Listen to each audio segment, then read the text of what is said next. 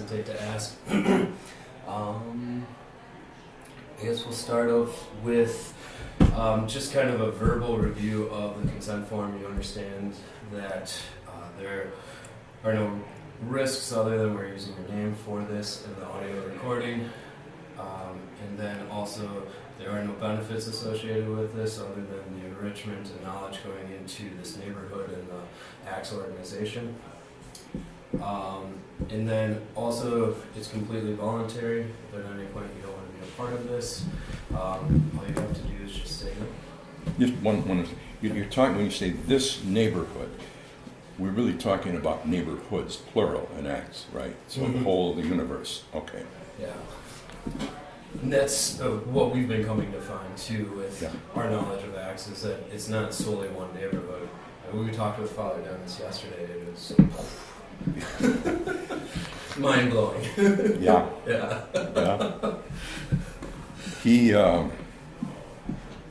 last year was his 40th year as a priest, and it's always been in the urban areas of the city, St. Boniface, and he's down in the trenches for 40 years. Yeah, that was impressive to hear. It's just where he's been and what he's seen, and wow, my goodness. Woody, for you, I guess we'll start off with just give us an introduction of yourself. If you wouldn't mind, just state your name, spell your last name for us as well, just so we have that. My name is Robert Welch. I have the nickname Woody, and that's the name most people go by. Some in the family still call me Bob. I was on the ACTS board from 2000 to 2012, and as I said earlier, retired from the board at the age of 75 in 2012, trying to make way for some young, fresh faces as they were coming in. Great. If you wouldn't mind, just give us a brief history of yourself, a bio, Born in Milwaukee, grew up in the Merrill Park neighborhood in the old Irish community, still today a member of St. Rose Parish, retired twice. First time in 2008, from 11 years on Milwaukee's Fire and Police Commission, 4 years as chair. Previous retirement, first retirement was in 95 from a series of, working backwards, chief lobbyist for Milwaukee County, chief lobbyist for the city of Milwaukee. Also helped negotiate and set up the city's Office of Cable Television and the 1100-mile system that was constructed between 82 and 88.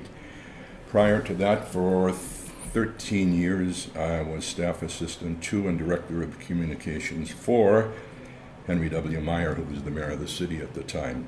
Go a little bit further back, some years in radio and a short time working on the Southside Business Association, but mostly it's been public. Wonderful. Good. So, born in Milwaukee originally. Take us through, jog all the way back to your childhood. Take us back to just your childhood. Kind of describe the neighborhood you grew up in, the Milwaukee that you knew at that point. Well, the Merrill Park neighborhood, St. Rose Parish. St. Rose is a 130-year-old parish in Milwaukee. Started, probably one of the few last Irishmen standing over there. Spencer Tracy graduated from St. Rose School. Pat O'Brien hung around and created what at the time was the Marquette Academy. So I grew up there, went to school there, went to Marquette High School, and then set some sort of record by graduating from Marquette University after 19 years, majoring in Slavic history and philosophy, minor. That was a double kind of a thing, whatever. And that's basically it. I like the record. Don't ask me to talk about the Polish-Lithuanian Commonwealth, but that was part of the And it actually was interesting because Professor Roman Smostatsky was the teacher, the professor, and he was Minister of Culture in the Ukrainian Rada parliament back in 1921 and got out of there in the trunk of a car. So he had heard Lenin speak, he saw Hitler speak, he had seen and witnessed many events of that era, so it just was intriguing to have someone like that as a professor. I can imagine. Oh my goodness. So after graduating from school, from college, from Marquette, take us on the course of where you went from there. How did you get into your first position? Give us that. Sure. Basically, I started out as a disc jockey and worked at a couple of stations. Penn, New York, Oshkosh, Hartford, Wisconsin, where else? And back here to a couple of stations, mainly WRIT, WISN. Spent 11 years in broadcasting, discovered I probably wasn't going to go anywhere. Worked in Washington, D.C. in radio for a while, was there at the time John Kennedy was assassinated and got to cover that, which was interesting. But worked for just a couple of years for the Mitchell Street Businessmen's Association on the South Side. And from there, began working with the city and their neighborhoods, and they working with various neighborhoods, and wound up as a staff assistant for the then Mayor Henry Meyer, and ultimately director of communications.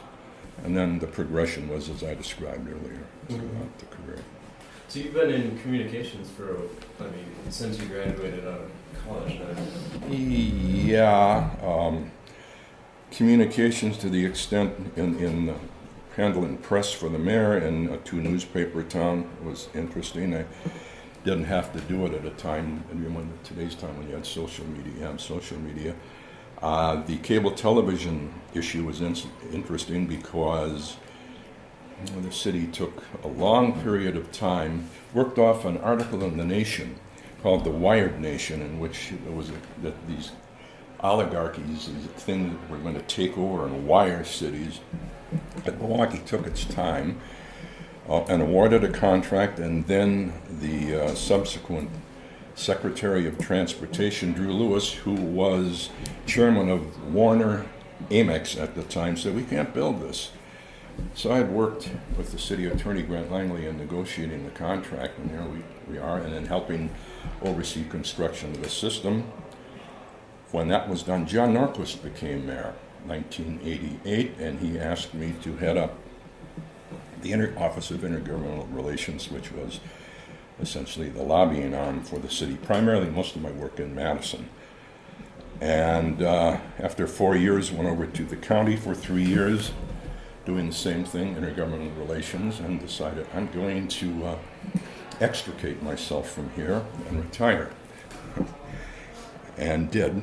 John Norquist, the mayor, came back in '97 and asked me two things. Number one, would I accept an appointment on the Fire and Police Commission? And then he had a crime commission in the year 2000 with Reverend Roy Neighbors as co-chair, and the two of us traveled throughout the city and had a large contingent of people on this body. It was probably one of the most interesting things I did. And became chairman toward the end of the term there. Role in selecting the first, Nan Haggerty, the first woman police chief, was chair then, and then the subsequent chief, the current chief, Ed Flynn, and left in 2008. Finally retired. I do, of course, then served on, 4 nonprofits, acts, obviously. SARE, Jobs for Housing, SARE being the Spanish verb for to be, housing, Southside Housing Job.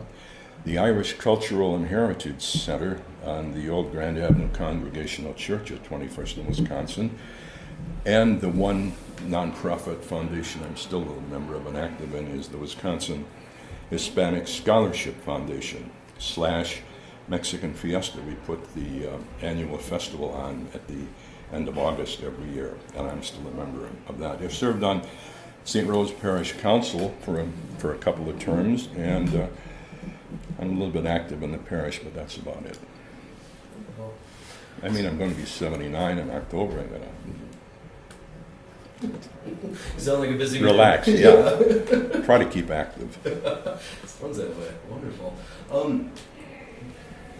Take us through with your time in Milwaukee. What have you seen change? You know, how have you seen it change over time? I mean, you've had a lot of very active posts and jobs within Milwaukee, and I know you mentioned you had one of your most interesting times or positions was when you were the fire and chief or fire and Police Commission. Yeah. Milwaukee's Fire and Police Commission is a civilian review board and the first of its kind in the United States. Every individual in both the fire and police departments winds up getting appointed by members of the commission. The mayor appoints the commission. The mayor does, and then we make the appointments, the other appointments. It was quite interesting because it focused on some of the really serious problems that urban cities have today, and it's accentuated today by the problems of guns on the street. And during my tenure, it was one of the things both the mayor and the commission, all we're trying to do is concentrate on getting guns off the street. You had a couple of things. The car was a gun library, so you had stops, and fortunately, I don't think that got out of line. And you had, at the time, the feds had Operation Ceasefire, and you saw something where that was sort of reactivated within the last week around the Precious Lives movement, and it gets everybody in a room and tells them, if you pick up a gun, this is what's going to happen to you, and the feds get in there. And the feds have not reactivated that, and so this was good news to see that they're doing some work in that area, because I don't know how you're going to stop it. It was the most challenging thing that I remember when I'm trying to get the guns off the street. You could come through with a numerical number at the end of the year and say, we got 2,400 guns off the street, the chief would say, and then you'd have homicide numbers. And you'd have the highest homicide numbers were, I believe, like in 91 for 145. That was the crack epidemic. But they go down and they go up. Now you've got, and one of the best things that occurred was the creation in Milwaukee, and Mallory O'Brien is the executive of the Homicide Review Commission that digs in and gets down and understands that these homicides, which are primarily, apparently mostly due to arguments, that they look at each event, they look at the victims, they look at the victim's family, the perpetrator and the families, and they know and they get all kinds of information coalescing together, enables everyone to focus all of their energies and resources on the problem. But it sometimes is overwhelming, there's no question about it. I mean, if you know, as happened in the past year, if you know that an individual was shot over an argument over who was going to sit in the back seat of a car, you then think, well, what are you going to do to prevent that? And the usual answer is more police. Well, the city budget is about $1 billion with a B, maybe $1.1 billion, and $500 million is for public safety. And you have to be very careful that police do not become an occupying force. And you can add more cops. Plus, it's a drain. It's a drain on the 25 and out. It's a drain on the pension system. It's a drain on the budget. The key, and it seems to have come together with first of all, with some of the Bill Bratton philosophies, and the current chief, Ed Flynn, who was Mitt Romney's head of Homeland Security and formerly chief in Springfield, Massachusetts, and some involvement with a UW professor that's probably the most knowledgeable guy in the United States. I think he's out at San Jose now. I mean, he's gone from Herman Goldstein. But you had some very knowledgeable people, and Tom Barrett, the mayor, corralled all of these folks at the time and looked at what we were going to do and what was going to happen in Milwaukee. And people are saying, oh, we've got to have someone that knows the department from the inside. We can't have an outsider. And as I said at the time, you mean we're not going to hire somebody because he doesn't know the way to the broom closet? So we hired, and technically Nan Haggerty was a semi-outsider. She had been a captain in the department, then she became a federal marshal for 4 years. And she basically committed to 4 years, nothing more. And she had succeeded Arthur Jones, so she had her 4 years, and this current chief has excelled, in my opinion, at the deployment of the force and the use of technology and an understanding of what it takes so that the police do not become an occupying presence in our neighborhoods and our society. With that, with your time dealing with that, you said that you saw different epidemics go through Milwaukee. You said you saw the crack influx within the early 90s and the violence that was associated with that. Take us through some of those like different eras that you saw, the different time frames of what changed through Milwaukee during that time. Well, look at Milwaukee just in a nutshell. For example, it's 96 square miles. It used to be estimated 1/3 of that is tax-exempt properties. So you have a community that exists off a property tax amid a population that is in dire poverty.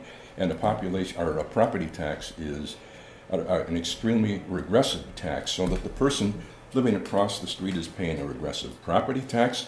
If he's working, he's paying a regressive payroll tax, and he's paying a sales tax. And Milwaukee in 1960, I believe, due to what was called, I think, and my memory may be faulty here, the Oak Creek Law, became the first city in the state of Wisconsin that could not annex for growth. What does that mean? That means it's basically, quote unquote, penned in. You add to that the creation of the freeway system, which drove through several very good, prominent neighborhoods, the loss of manufacturing jobs, the loss of, Milwaukee was once known as the machine tool capital of the world. You add all those things up and you create for yourself a dynamic that requires concentration and attention, because if you don't, it'll get away from you. And it can do that just as easy as pie. So those are the changes, basically that I've seen. It's a city of neighborhoods. It's a city of used to be a city of enclaves as groups from around the world, from Europe, settled in here, and the growing pains are by everyone are well known, and the city is working its way through those things. When you mentioned the freeway project, driving through those prominent neighborhoods, describe how, with your knowledge of it, just what those neighborhoods were before, maybe some examples, and then what they became after that. Well, if you look at the east-west freeway, the north, look at those were residential neighborhoods. And I believe historically that the Federal Aid Highway Act was not in effect at the time. It could be wrong, which meant that people displaced were not given any recompense. Maybe their home was bought, but there was no relocation assistance. There was nothing. Just get out. The road's coming. People have a tendency, parenthetically noted here, people have a tendency to bemoan the fact that the most powerful lobby in the state of Wisconsin is the school teachers, and we've got to do something about that nonsense. The most powerful lobby in the state of Wisconsin is the road builders and the tavern league. So, and the school teachers, God, let's privatize them. Somebody said, yeah, no, in an era right now where there's no appreciation for public education. That's terrible. That's parenthetical observation. So, Milwaukee also, one of the interesting things about the city that changed when John Norquist came in and was able to, through state statute, create a cabinet form of government. I mean, the city is, it's a first-class city. It's a creature of the state. It can do anything that it's not expressly authorized not to do, while the county government, which is 72 counties, half of whom one judge, I mean, it's just, they can only do what they've been authorized to do by statutes. The statutes are archaic. It's an you go out in the county, there's 40 county board members that are 89 years old and living on for, anyway.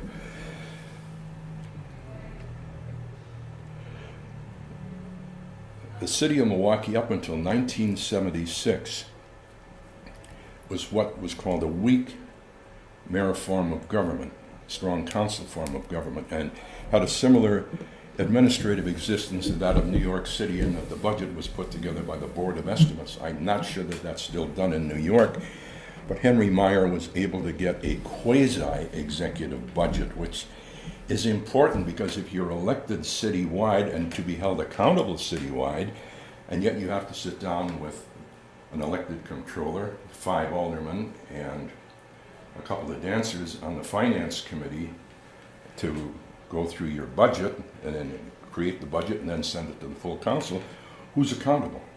So that was, I think, a major change, but it's one of those things that there's no razzle-dazzle to it. But then John Norquist got a cabinet form of government, and so there's more accountability in the executive function because the statutory language of the chief executive officer of the city is, it says basically he's the chief executive officer of the city, and his mandamus shall not lie to his discretion, which I think kind of, I'm not a lawyer by the way, I mean kind of means they can't force him to do something. But in a snowstorm, in a police strike, in a fire strike, he had to go and get a resolution, go get a judge to get an injunction. So the city is progressed since then after 70s, and but the poverty is extraordinary. And historically, as I said back earlier, Milwaukee being the first city not allowed to annex for growth meant that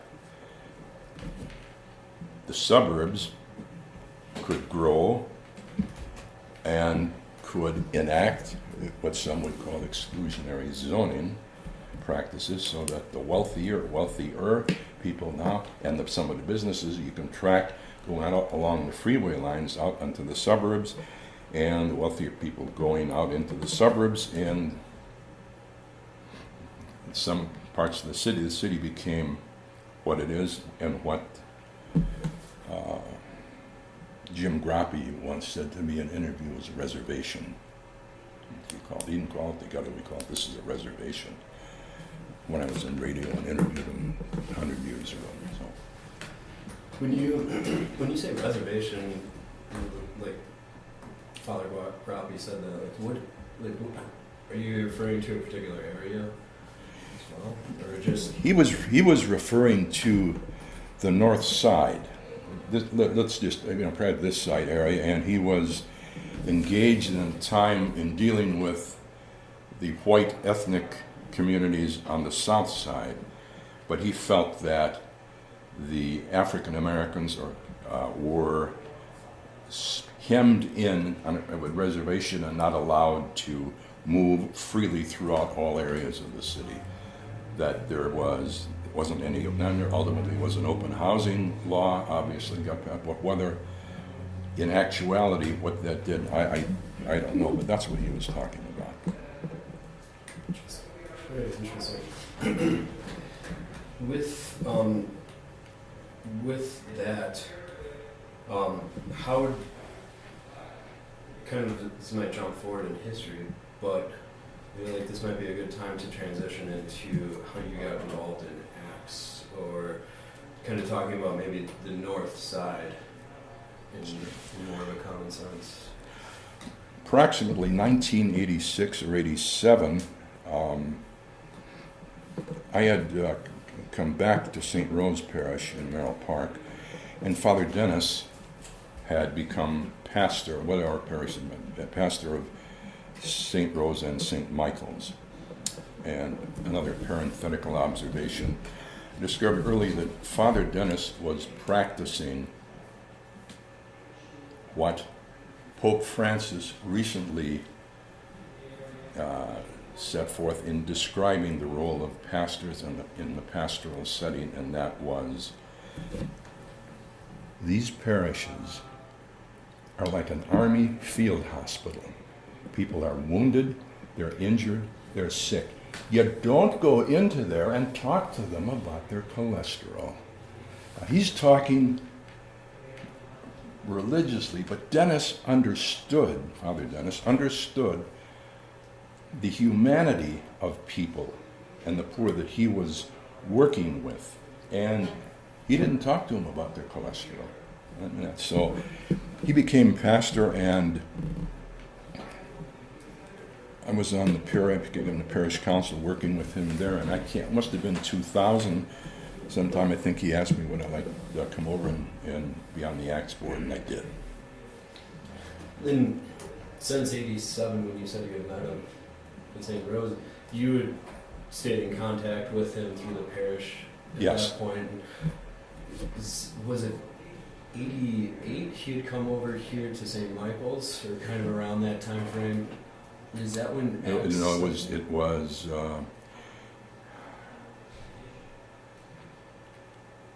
Boy, it was. I'm going to take a moment here because I'm getting the mud up there. Let's see. 2012 was 2000. ACTS was started in '92, I believe. I came over in 2000 and retired from there in 2012. And had you, from that 2000, or from that 92 range to when you actually came over, had you had much experience with ACTS, or any knowledge of it? I have knowledge of it from just conversing with Father Dennis and awareness of what they were doing and what he was doing, because he was, even though came out of here, St. Michael's Parish, he was interested in the Merrill Park neighborhood too, which is a unique, and the borders and the unique neighborhoods in Milwaukee, bordered by the Menominee Valley on one end, down into what they call Pigsville, and the freeway and all that. It was different. It was a residential neighborhood, so I got aware that there was some activity related to St. Rose from ACTS, right? What, I mean, this might be obvious, but what struck your interest with wanting to become a part of ACTS at that point when Father Dennis? He asked me. Yeah. And if he asked, I would respond. Whatever he wanted was fine with me. Have to help the man. Running two parishes, I could be, maybe at that time there were 1,000 people plus here, and maybe between 200 and 300 at St. Rose. Here you had a very diverse population, St. Rose, African American, Latino, aging whites. Very young population, very old, maybe 300 to between 200 and 300. One of the legacy parishes in Milwaukee, both of these, the old German church here and the old Irish church there. So, That's wonderful. When you came on, what were you doing with ACTS at that point? Where did you kind of get started with them at that time? became a member of the board and familiarized myself with the workings of the organization. It was, at the time, it was members from, a member representing St. Rose, there were people from St. Michael's, and we had, the two parishes had also partnered, let's use that word, with St. Francis over on 4th and Brown. So we had some folks from there.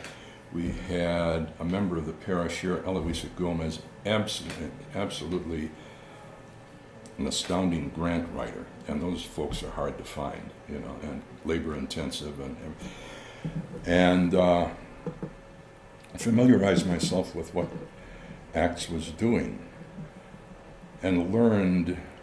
I'm no expert on housing. I never was, but learned that the acronym ACTS, the importance are the last two letters. It stands for Allied Churches Teaching Self-Empowerment. Teaching self-empowerment, I think, is the essence of the genius of this organization, because it understands the stressors of urban living that people undergo on a daily basis. And Father Dennis found at St. Michael's a surge of an immigrant population of Hmong, Southeast Asian, Lao, Vietnamese, and people just coming in and being confronted with the language issue. How do I find a job? Where do my kids go to school? What is available for my elderly parents? What do I, and come in droves. Just as within the last 2 years, there had been an influx of Burmese Catholics here. And the resources that are available to help those people aren't, I mean, the organization that can give them a plane ticket and a bus ticket to Milwaukee and maybe an apartment or something, I don't know, but then they're on their own, and so here we are.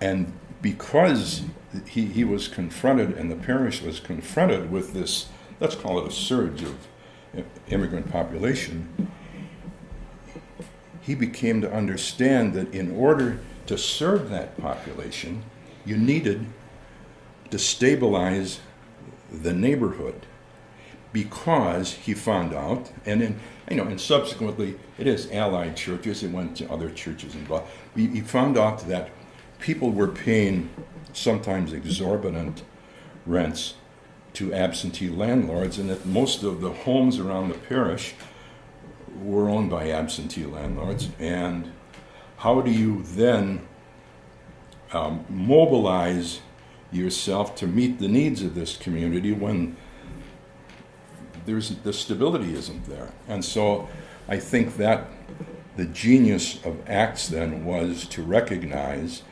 that you don't create a housing empire. I don't know, are you from Milwaukee? I've lived in Milwaukee for the past 14 years, but I'm originally from Lake Geneva. Okay.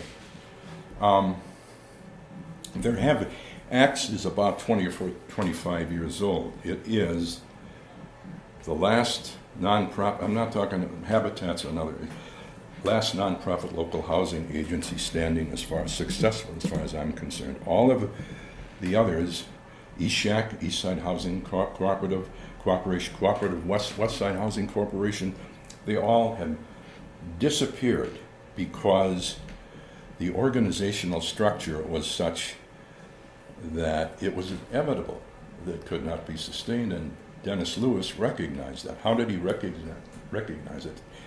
It's the structure of ACTS is an innovative kind of a thing with a mission statement wrapped around it. And the innovation was, let's see, maybe two or threefold. First of all, do not empire build.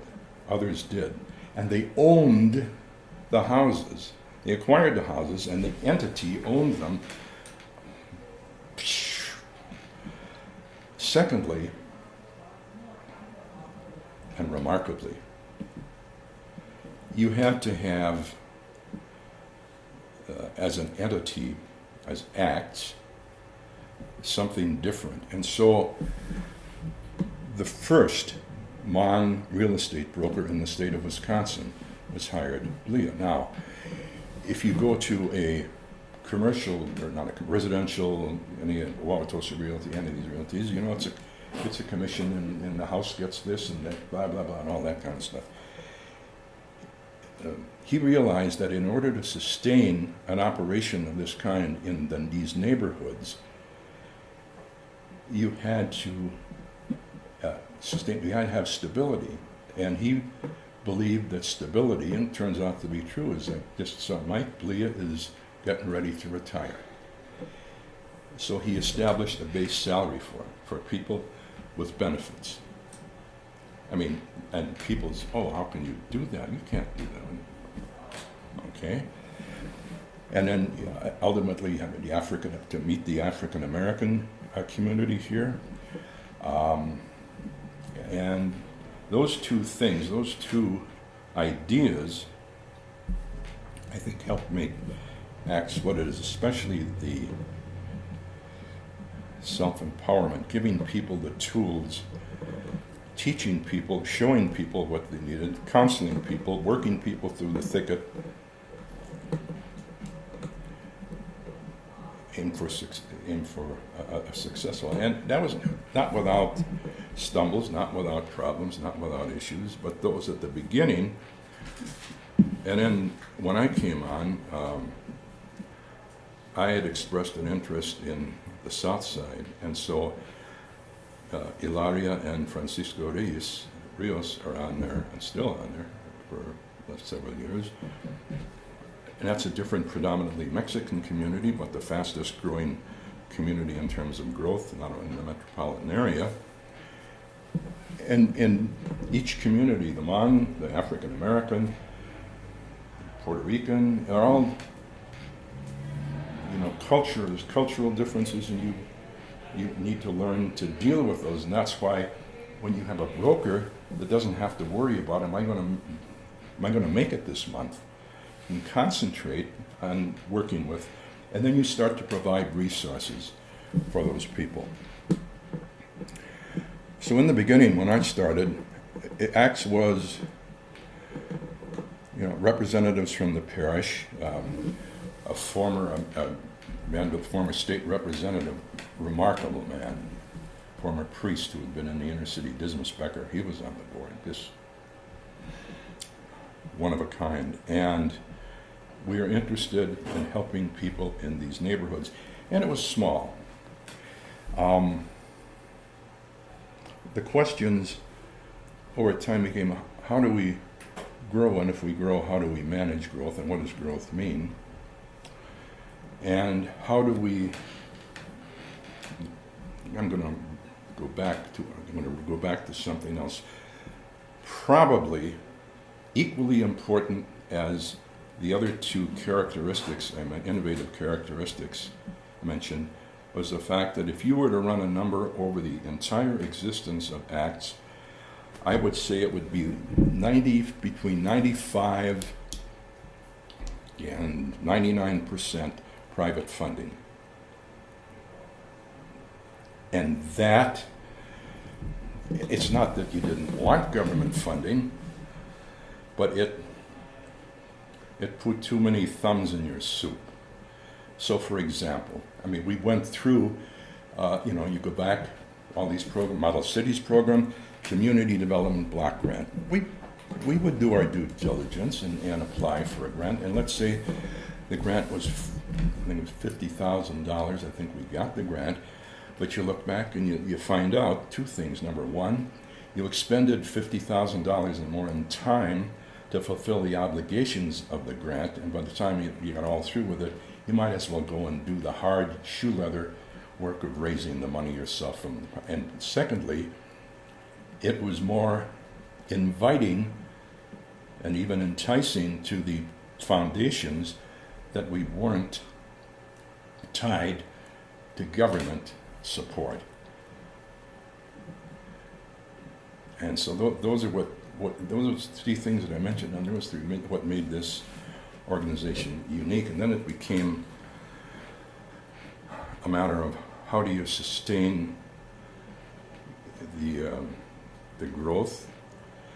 Obviously, you had to have precise, fairly precise demographic areas so that an individual broker, let's say, wouldn't go over and get involved in a real estate transaction on Downer Avenue for a $300,000 house. So there was a geographic, and occasionally, maybe somebody who bought a house here wanted to buy a house on 84th. You would look at the price. We try to keep the price of the house at a certain level. I can't remember what that was. You had goals, outcomes, and objectives for each of the brokers, and you looked at the sale price of the houses, and so that they wouldn't rise above. Then you get into the duplexes, and you try to keep it at a lower level. And probably just as important, the other thing that happens is here's a house, and it needs a lot of work. And some entities will do the work and they'll go beyond the work. And you'll put in central air conditioning, or you'll do something, and you have in effect rehabilitated the house above market value, and the possibility exists that someone who's put in that home will not be able to afford. So we made sure that we never rehabbed above market value, made sure that people, just as an example, even though I'm off the board, a couple of years ago I went on a bus tour, and we were over and looked at houses in the neighborhood, and here was a house that Axe was involved in, this African American, and he and his brother and his friends did a lot of sweat equity, and that was important. That's important that people feel that they're part of this, for lack of a better word, system that's been developed to help them.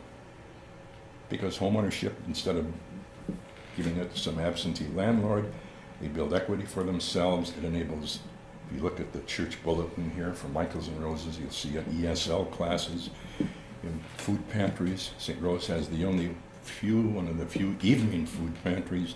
I mean, there's stuff that you can do outreach to these neighborhoods to. And so it was relatively quiet. I think what we were going along, a couple of things happened. You had the housing, quote, bubble burst. You had situations where California and New York developers were coming in and outbidding everybody, the city and the homes. That's the other thing, by the way. We had to, in the early days, the city plays a large role in the housing administration in terms of code enforcement and knowledge about what's happening in these individual acquisition of these homes for people that fail to pay their property tax. And so we established a working relationship with the city, and the extent got them to assign John Worm. And if you get a chance to talk to John, you'll get a much better technical reading about rehabbing and the practical effects of things. And John worked for the City Department of City Development, so we had a working understanding with them, which is very, very extremely helpful.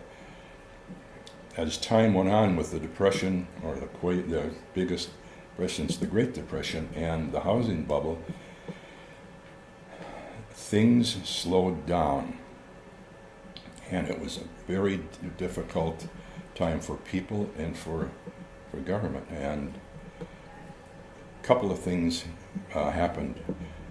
I think we came to realize that if we were going to sustain this model, we needed to grow.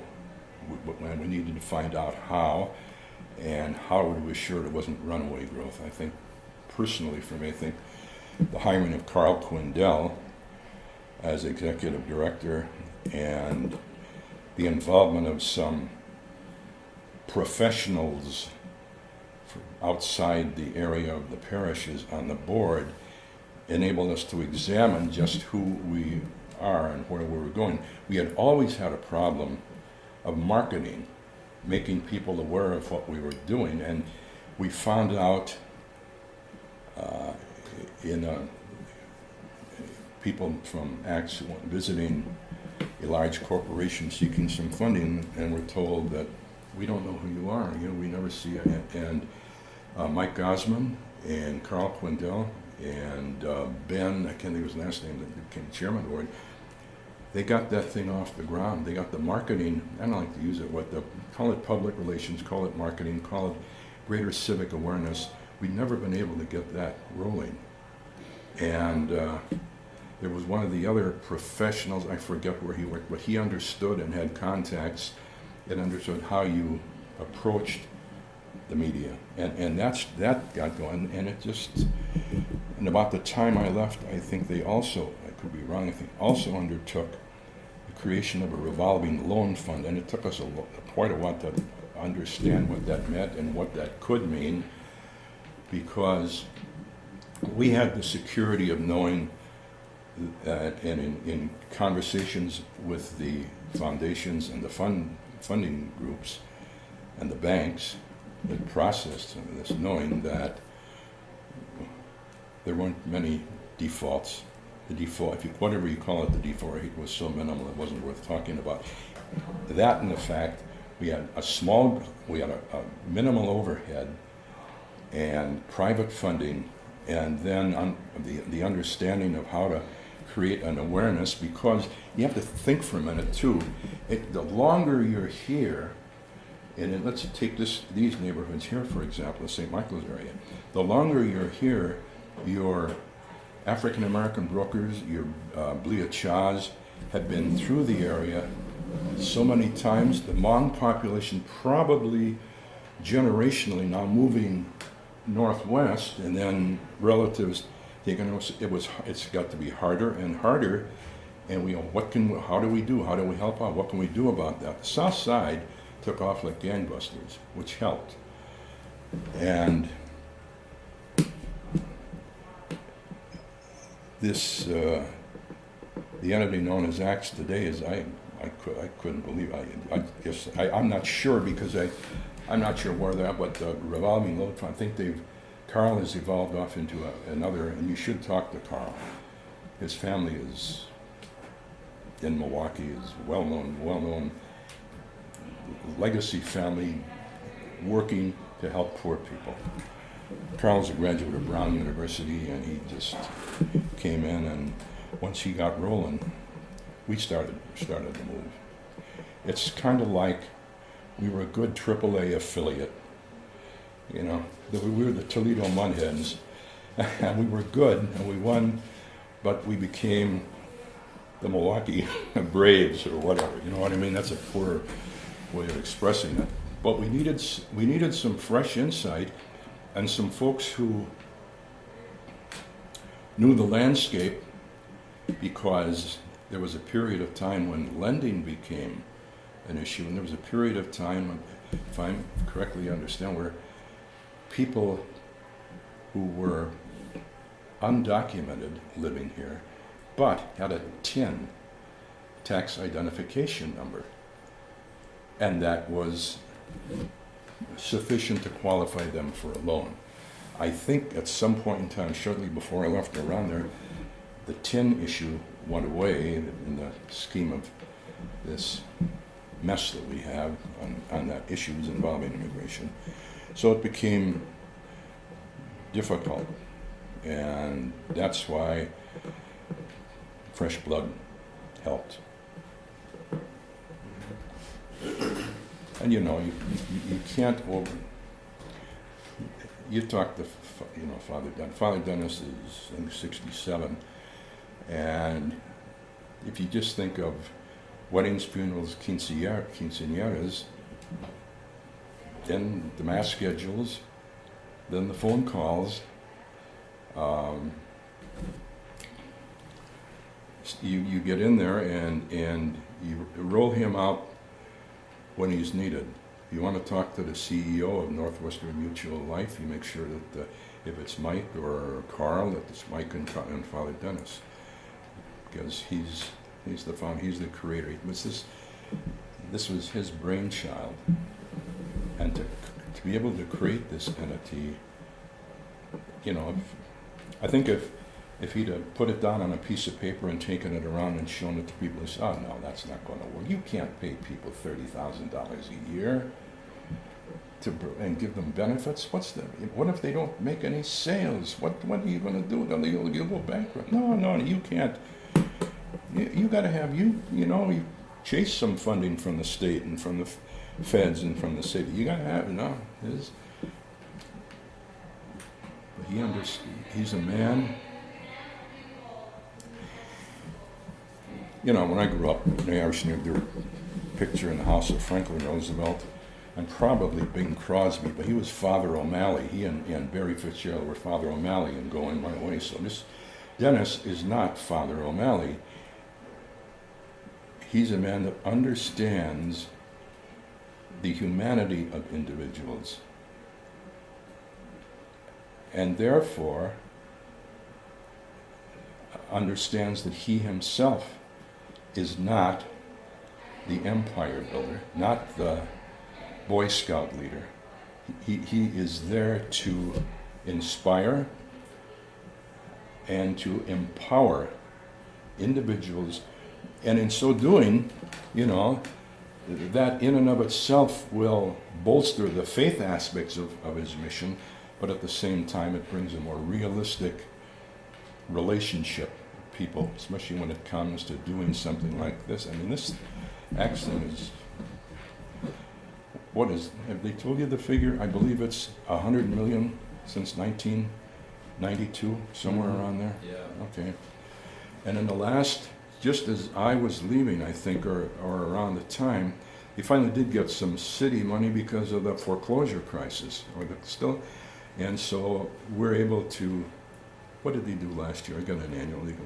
They took 32 homes that were foreclosed and put them back on the tax roll with people in there, families in there. The little engine that could and did. Man, look, man, it's doing it with fewer people and private resources. That's wonderful. You talked to the extent of kind of that housing crisis in the foreclosure market that hit with the recession coming through. How severely did that impact? I know you said the south side not so much, but here on the north side. Well, the experience of the initial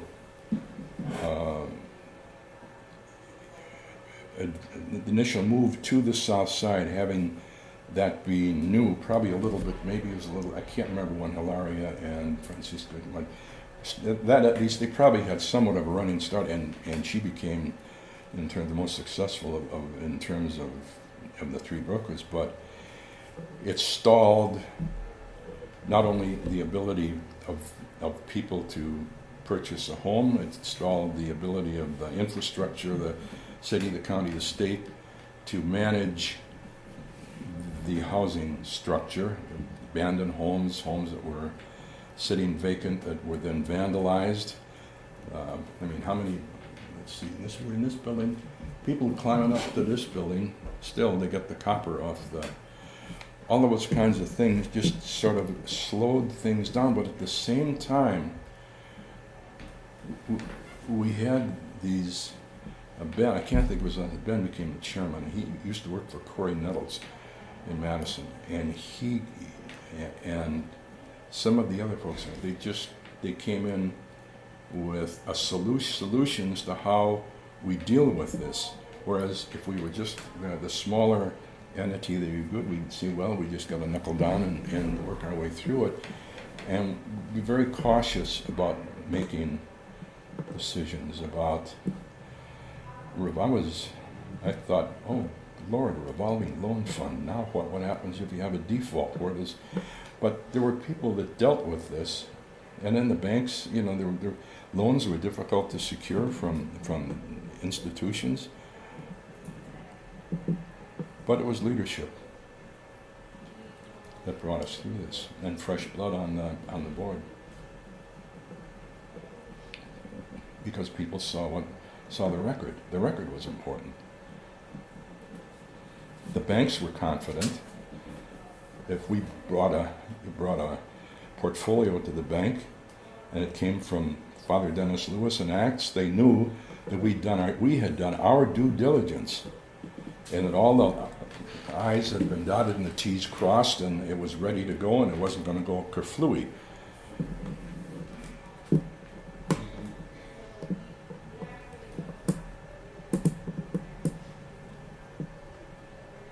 It's not about, how many times have I heard that man stand up and say, it's not about me, it's about you, talking to this congregation. And that carries over, whether it's within the walls of a church or it's out in the neighborhoods.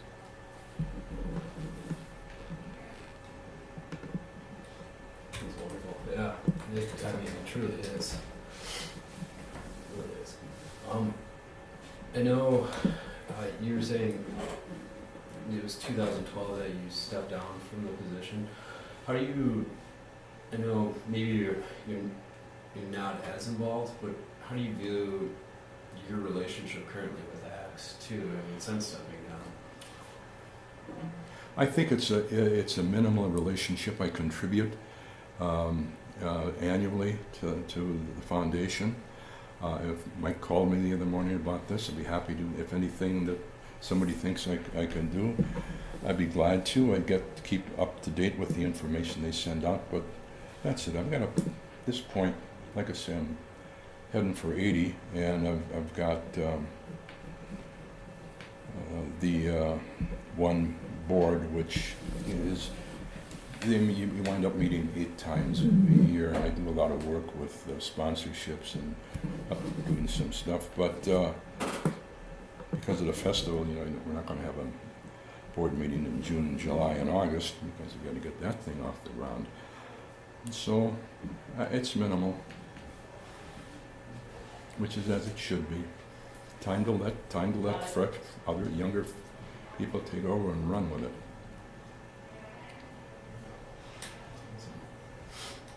Awesome. What what do you have? I mean, if you could summarize your entire experience working with Acts, how would you summarize it in one sentence for us? Extraordinary, in that we made sure that we saw the results of what we labored with, and when we wondered, did we do the right thing? Should we have this? What do we do to meet the needs of the African American community in here?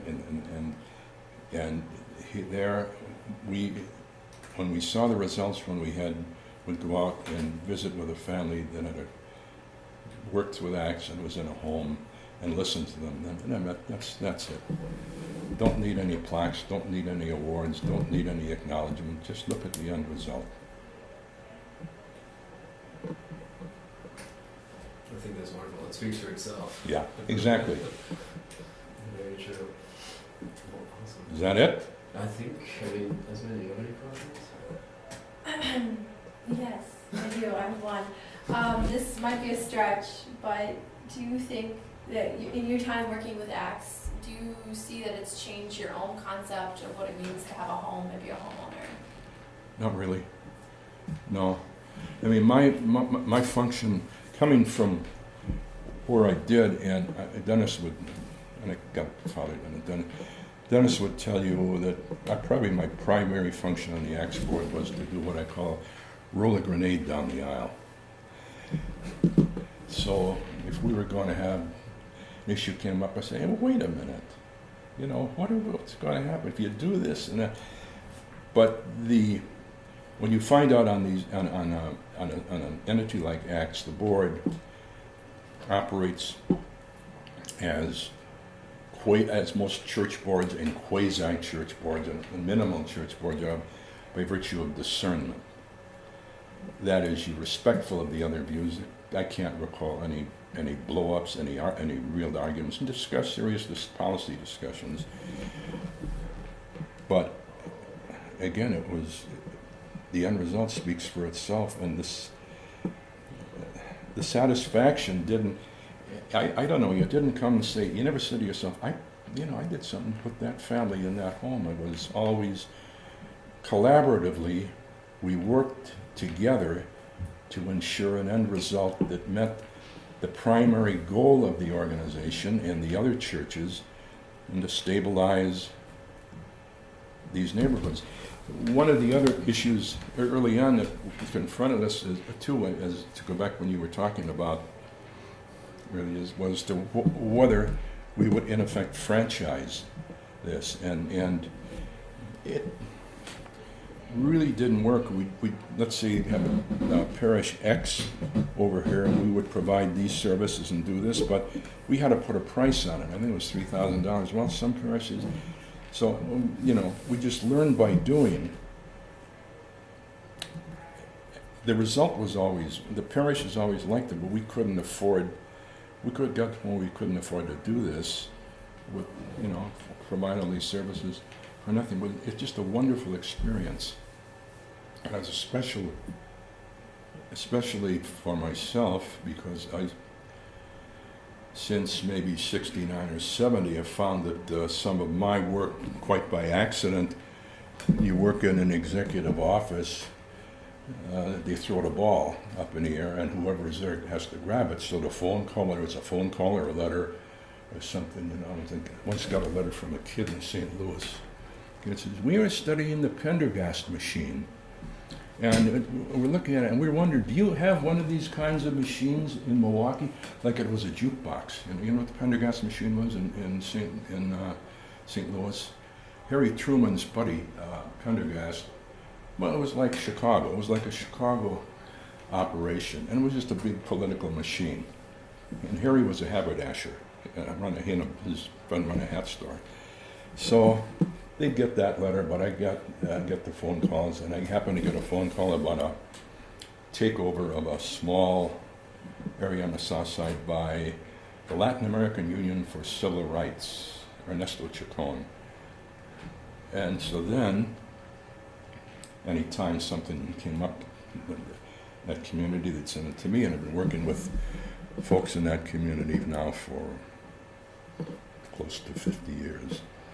And so the growth on the south side really made me, that's to me, I'm just real happy, because unfortunately, y'all live on the east side, do you, over there? Huh? See, this town, the mentality of this town is that the south side is the road to the airport. It's clockwise, and it's what is the south? It's just a European shtetl. So I was happy to see some attention. Okay. No, that was it. I just wanted. Well, I think I can't thank you enough for your time. Sure, Honestly, I'm glad to do it. A pleasure to talk with you. Likewise. Is this off? This is still on. Turn it off. Turn it off. No, turn it off. Do you have any questions for us? Yeah. Before we turn it off, do you have any questions No. for us? Okay. Okay. Well done.